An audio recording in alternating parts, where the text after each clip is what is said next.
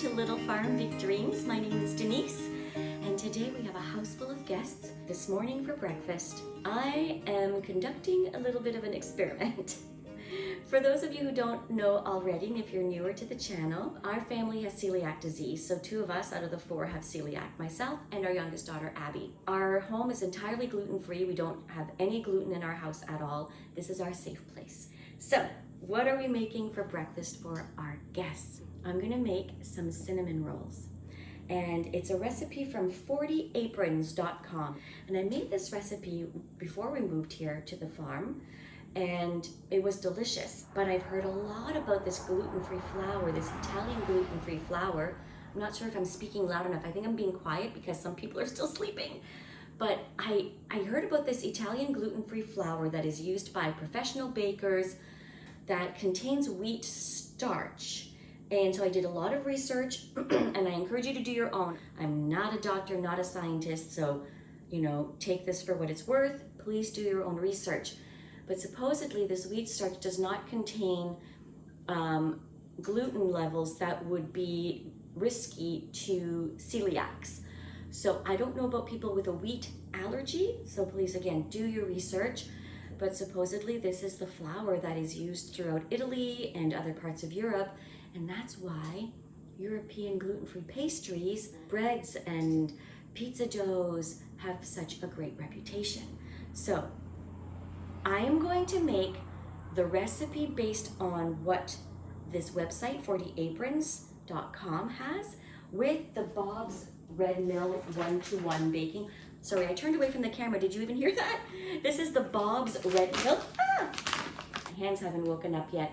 This is the Bob's Red Mill. I'll try that again. 1-to-1 baking flour. Then I ordered, because it's hard to find, especially out here in the country, but it's not an easy flour to find, so I ordered it from Amazon. And I ordered a 5-pound bag. So let me go grab that. I thought I ordered 5 pounds. Turns out it's 5 kilograms. So we're gonna be eating a lot of cinnamon buns. I'll put the box away for now. We'll start putting together the ingredients from the Bob's Red Mill flour. Then we'll move on to the ingredients with the Fioreglut. Fioreglut? Is it Fioreglut? Fioreglut. Clearly I'm not Italian. So if you know how to pronounce it, put it in the comments so you can correct me and I don't make a complete fool of myself. All right, I'm gonna tie my hair back. It's probably gonna look terrible.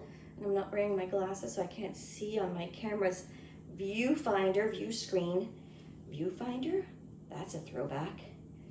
Okay, put my glasses on and see how this hair looks. Is it terrible? That's not terrible. It's not terrible. All right, let's start assembling this recipe. I'm supposed to warm up 1 cup of milk to be able to blend with the sugar so we can activate the yeast. So let me get that cup of milk.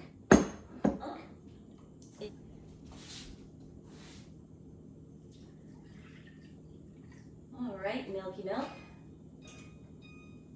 I'm gonna warm it up slowly so it doesn't get too hot, because I have to get it to at about 110 to 115 Fahrenheit. So I'm gonna add my 1/2 cup of sugar, and I'll link the website, the recipe, down in the description. So I add the white sugar to the bowl in the stand mixer, pour in the warm milk. It's not ready yet. So what I'm gonna do in the meantime is I'm gonna whisk my 2 eggs, because I know that we need 2 eggs for this. These are eggs from our own hens. So exciting to cook with my own eggs. Well, not mine, they belong to the hens, but they're mine now. The shells are nice and strong, which tells me they're getting the right amount of calcium. There we go. 2 eggs that I must whisk. 1 teaspoon of apple cider vinegar. Let's put together our dry ingredients. 3.5 cups of the Bob's Red Mill 1-to-1 flour. 2, 3, and this is my 1/4 measuring cup, which is why I'm putting in 2, because we need 3.5 cups. So 1/4, 1/2. That is very hot. I left it way too long. I'm just gonna let it cool for a second here, and then it'll cool even more in the bowl.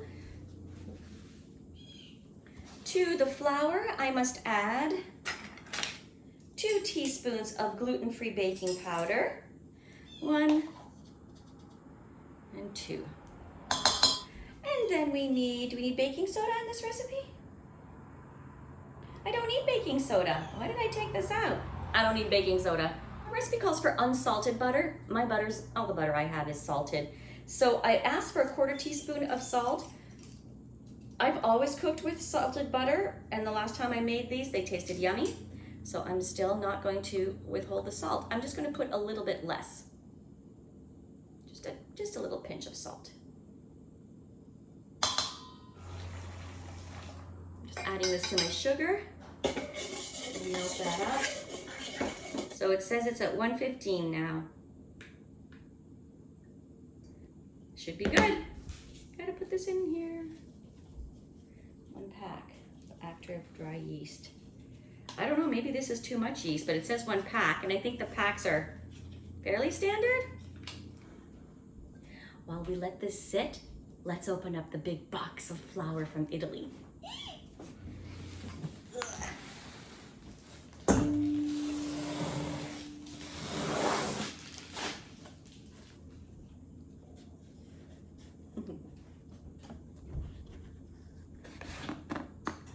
Yep, 5 kilograms, says it right on the bag. It's a big bag of flour.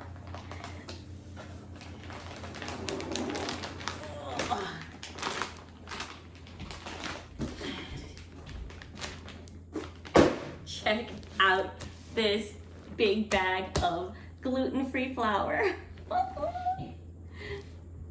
Oops, I thought this was going to be 5 pounds. It's 5 kilograms. One thing I like to do with gluten-free flour is when I open it, I like to do the sniff test, because some gluten-free flour, there's a lot of farming happening around us today. We're gonna hear a lot of tractors in the background. So I like to do the sniff test because there's one particular flour that just stinks. It makes good products, but the flour smells bad. So let's do the sniff test on this one. And I'll compare it to the Bob's Red Mill. This is the one I've baked with the most since our diagnosis. So I'm really used to it, so I don't know if I haven't sniffed it in a long time. Yeah, okay. Gluten-free flour certainly has a smell to it. It's taller than me. Oh, well, hello, good morning, Izzy. That's my dog, Izzy, making a big entrance this morning. All right, sniff test. Oh.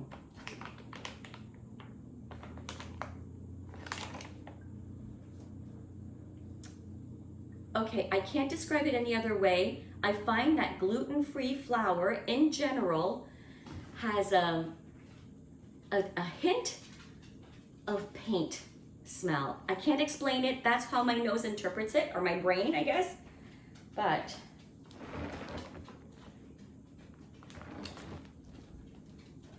this one smells like clean paper. Paint and rice. This one is very little, like just like the faintest little hint of paint. That's what my brain says. And clean paper. So it's the least offensive smelling one. And the Bob's Red Mill doesn't really smell that strong to me either. So we did the sniff test and it smells nice. All right. Now, for those of you who are curious, I got this on Amazon Canada. This 5 kilogram bag was basically $100. So it better be good. This recipe also requires 1/2 cup of melted butter, which I have melted here in my microwave. I'll just pour the melted butter over it. It's not hot because it's been sitting there for quite a while. It's not going to kill my yeast. Now I'm adding the whisked eggs and apple cider vinegar mixture here. This is the flour, the baking powder, and the salt. Slightly less salt, only because I'm using salted butter in my recipe. locked in place. And it calls for the bread dough hook. This is the attachment for the stand mixer. And I'm going to slowly start adding my flour. Oh wait. All right, it doesn't say to add it gradually, so never mind. I'm just gonna pour the contents in. Lift the bowl up. Start mixing.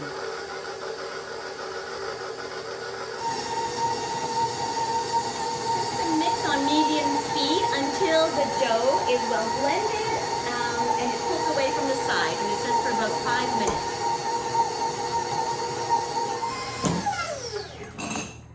Well, it was pulling away, and now it's all stuck to the sides.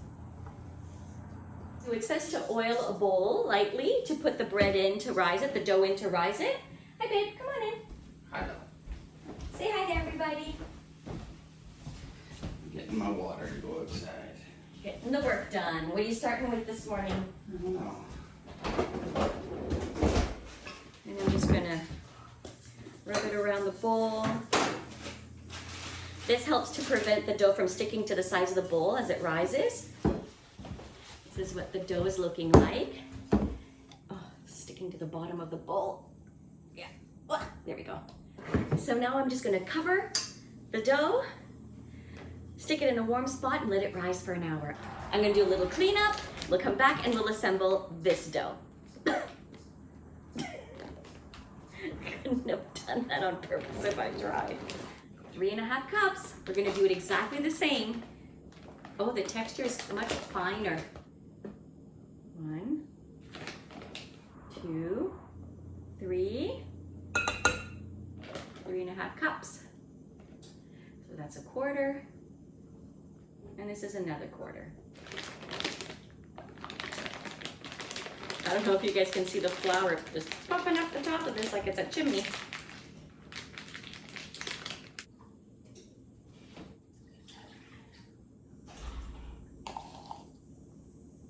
You have flour on your face. You want? Putting the sugar in, 1/2 cup of sugar.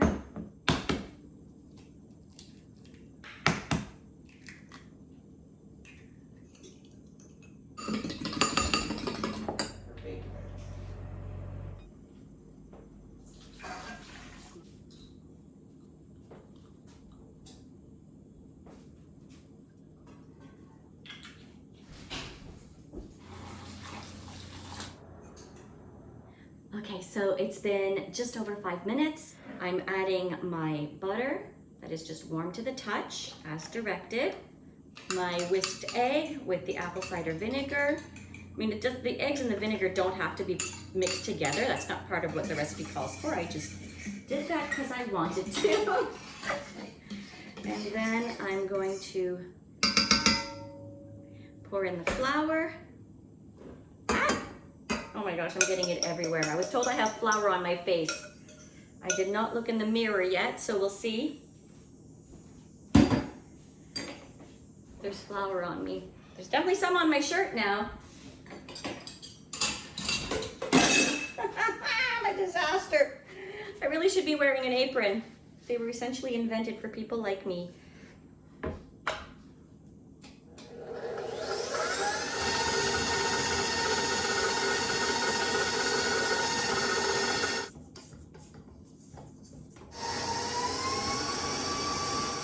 There we go. Now it's starting to pull the flour away from the walls. All right. So this flour is behaving differently from the Bob's Red Mill. The Bob's Red Mill wasn't really sticking to the sides. This one is. There we go.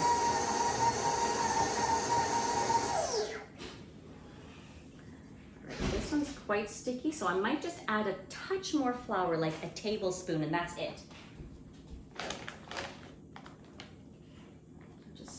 Just smattering of flour in there.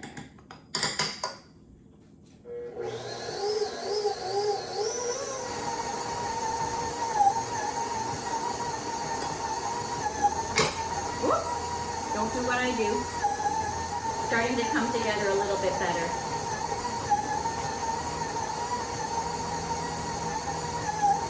Just putting a little bit on the tip of my spoon.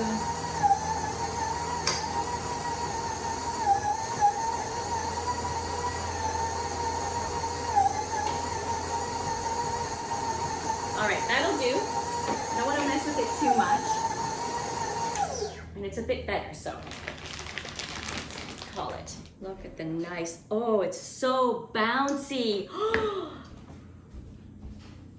Gosh, I hope this works because the texture so far, oh my gosh, it's beautiful. Here we go. Woo. Oh, look at this beautiful dough. Oh my gosh, feels amazing. We're gonna let this rise for an hour.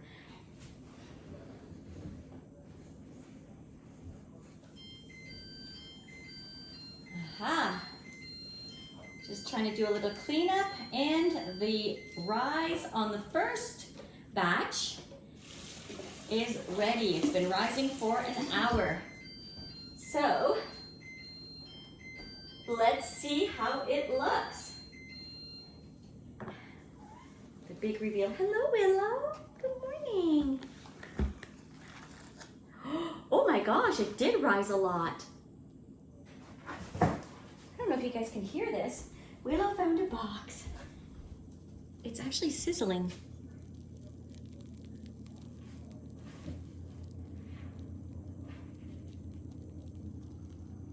You hear that? Willow, stop playing in the box. Hi. She found the gluten-free flour box. So silly. I'm going to assume that that's the yeast doing its work. I'm so excited. Okay, I'm gonna quickly put the butter and sugar mixture together. I use Ceylon, cinnamon. If I'm saying it wrong, doesn't matter because it's delicious no matter what you call it. So that's the cinnamon I'm gonna use. It tends to be quite pricey compared to regular cinnamon that we typically get in the store. But, worth every penny. All right, so for the cinnamon filling, we need 1 packed cup of brown sugar, 6 tablespoons of butter, 5, 6, 3 tablespoons of cinnamon. Oh, this is such good cinnamon. Oh my gosh, it smells so good.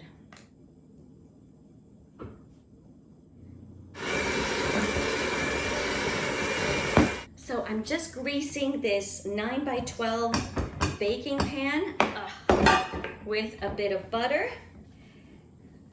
Preparation for my cinnamon rolls.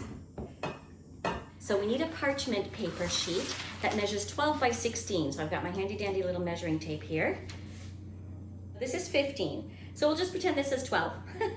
And we're gonna pull out 16 inches of paper. 16 is about here. Just pour the corner slightly. Put our dough out. Oh my gosh. Oh, it smells so good.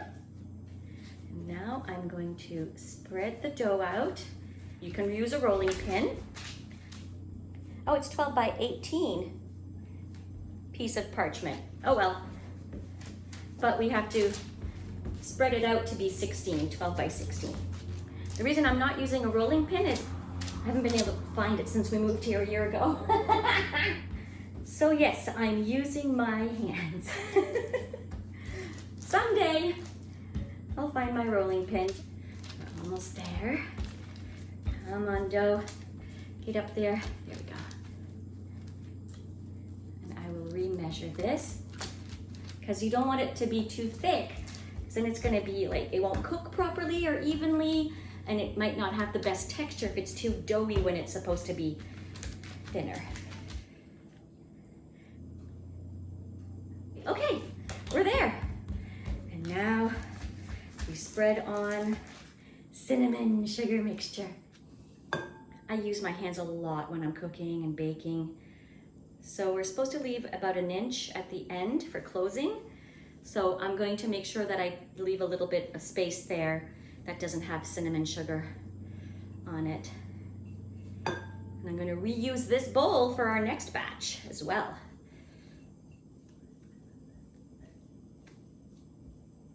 Now when I first did them, I went from the wide part this way, but I'm going to go narrow side to see if it'll make thicker, puffier buns. We'll see. It's an experiment. Roll it tight using your parchment paper. I'm just folding it over. I don't want to put too much pressure on it because I don't want to squeeze it, but I just want to shape it so that the buns are the same size, even the ones on the end.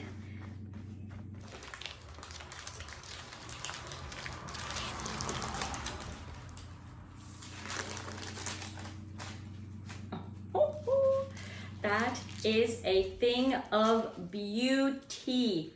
Pinch that closed. Look at this glorious, puffy, fluffy, delicious looking roll. All right, now the magic tool for slicing your cinnamon rolls. If you don't already know this, I'm sure some of you are already yelling out, dental floss. Yep, we're gonna use dental floss. Now, it's my recommendation to not use the minty dental floss for obvious reasons, because this is not cinnamon mint rolls. Now, typically we would use unwaxed. I only have waxed, but I figure since we're putting this stuff in our mouth when we're flossing anyways, what's the difference? So, cut a nice amount of dental floss. Do you see it? And so I am going to move this out of the way and bring in the buttered dish so we can place the cinnamon buns in there as we go. I'm gonna lift this beautiful piece of pastry and I'm gonna slide the thread to the halfway mark. This is supposed to make 12 cinnamon rolls. All you do is doop. Okay. This means that our second batch of dough is done rising. 1, so we need 12 of these rolls.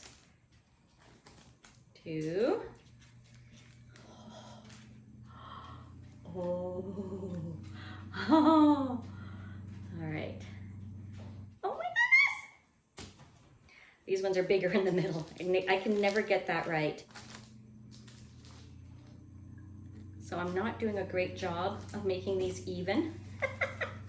I've actually ended up with 13.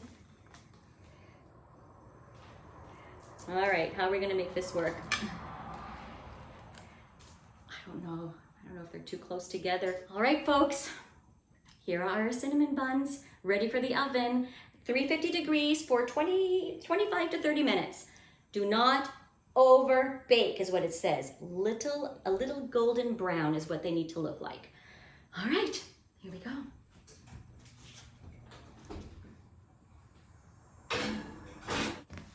So nervous.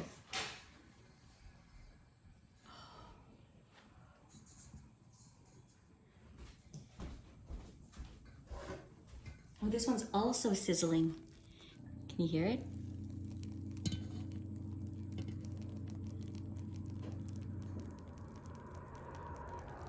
Sorry, there's so many noises. There are cars going by, the window's open, the oven's working. The butter. And then we do our 3 tablespoons of cinnamon. 1, 2, 3.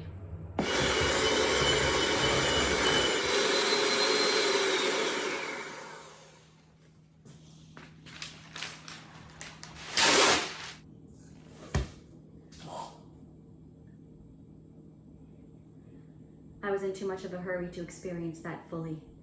The plop and release of the dough. It's a glorious thing. Oh yeah, this is spongy. This is spongier, much spongier. The texture of the dough is different. Yes, yes, yes. Oh, yes, yes, yes. I'm so excited. Oh my gosh, it's so satisfying. I just want to do this all day.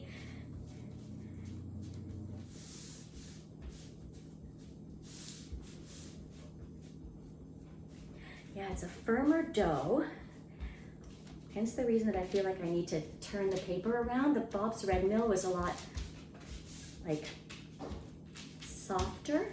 This is still like a beautiful spongy texture, but it's firmer. I need to work, my muscles are working a little bit harder to shape it. So it'll be interesting to see what it does when it's baked. Is it going to be tough? Is it going to be fluffier? Is it going to, I'm looking forward to comparing the textures.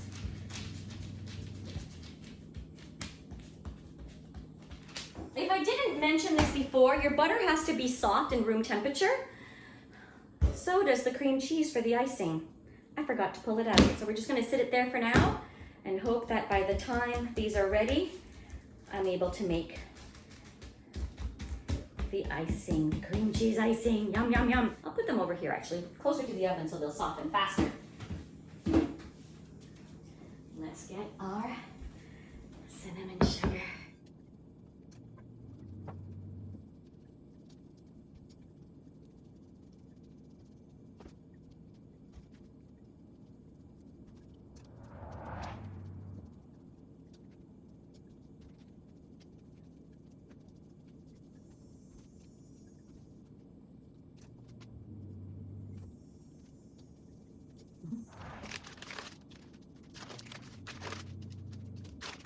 Together.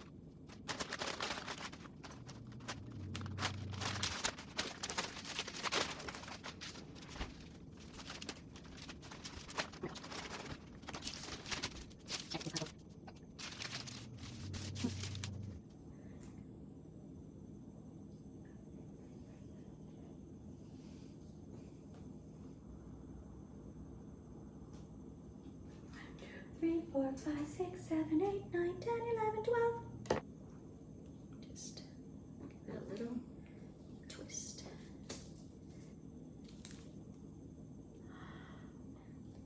Oh my goodness, so excited. Oh, our first batch, 25 minutes is up. Oh my goodness, they're golden brown. What? I'm gonna get out there. Where are my oven mitts?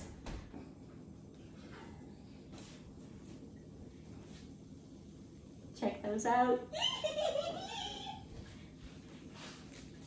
So this dough is sticking a little bit more to the floss than the first dough. It's coating it more. But that's all right. Still turning out okay. All right, let's see. Last two. Now I'm realizing I have a bit more room in my pan to give them space to breathe. These are with the Italian gluten-free flour, the Fioreglut. And they go in the oven. And again, we'll put these ones in for 25 minutes as well, and we'll check on them. Good luck, little cinnamon buns.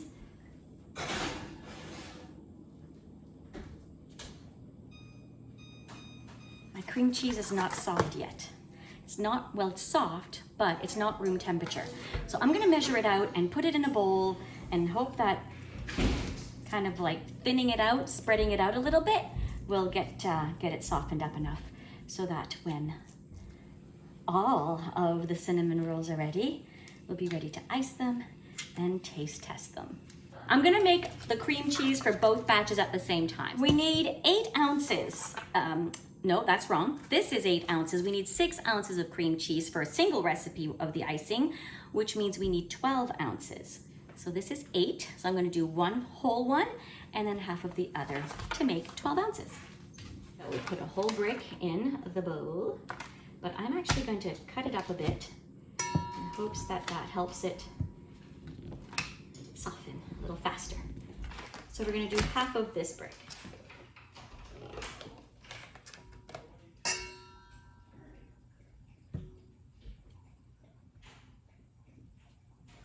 So we need 6 tablespoons of butter. 1, 2, 3, and 6. 1 teaspoon of vanilla extract. We need 2 cups of icing sugar.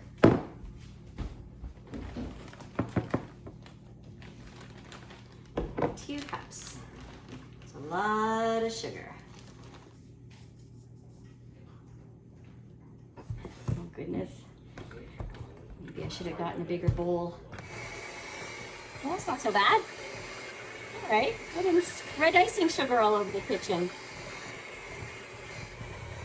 So if it's 2 cups of sugar, I need to put 4 cups of sugar. And if it's 6 tablespoons of butter, I need to put 12 tablespoons of butter. Did you guys all catch my mistake? Oh my goodness. Let me fix that right now. 1. I'm going straight in, folks. I'm out of time. Oh my goodness. Just the right amount. 2. More vanilla, because I messed up. I only doubled the cream cheese.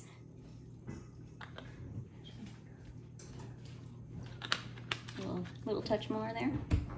A little bit more salt.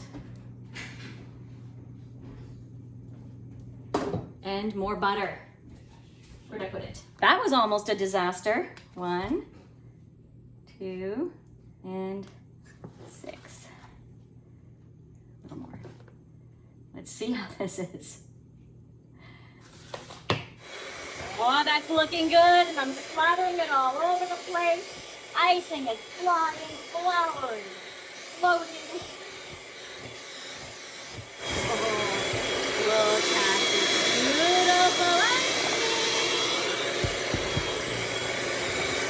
Okay, here we go.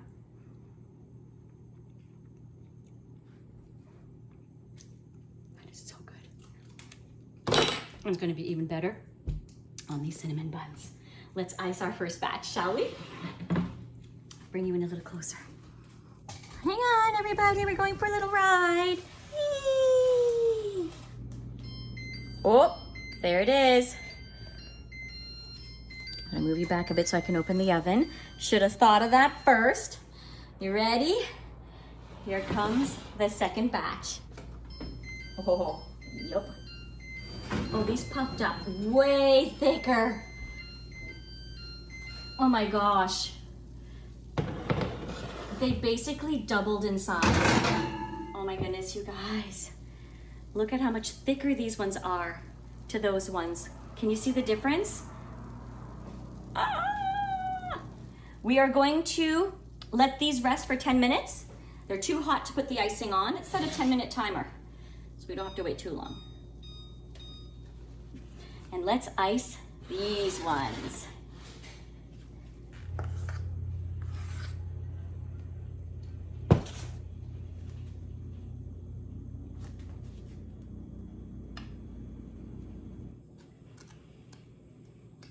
Oh my gosh, you guys.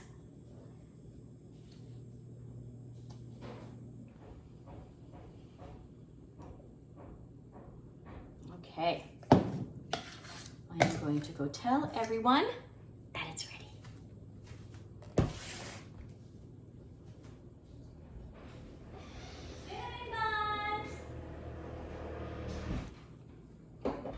This is the one made with the Caputo Fioreglut. Fioreglut? Oh, look at that. Goodness. And then this one is with the Bob's Red Mill. That's the Bob's Red Mill. Bob's Red Mill, Caputo Fioreglut. Now, the taste test. The moment of truth. I need a fork. First batch is the Bob's Red Mill. Here we go.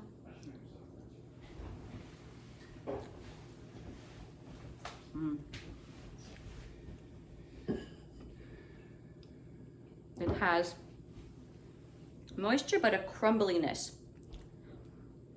The best I could compare it to is just a little bit sandy.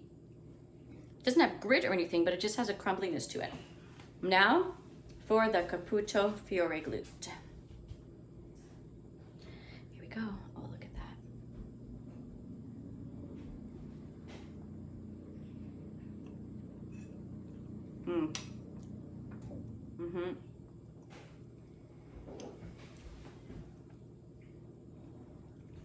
This does not have that sandy texture or crumbly texture. It tastes very clean and light.